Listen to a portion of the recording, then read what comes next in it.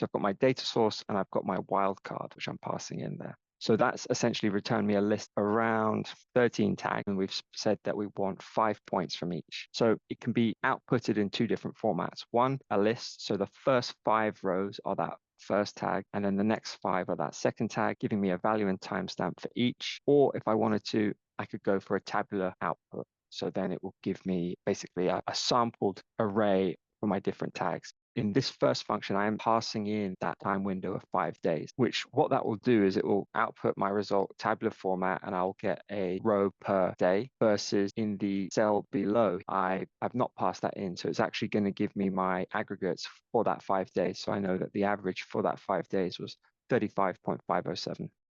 I want it to take points every 6th minute, and then I'm going to do my conversion like I did in Excel, dividing it by 11. So you can see here that it's outputted all of my raw timestamps, and it's actually creating a sawtooth wave.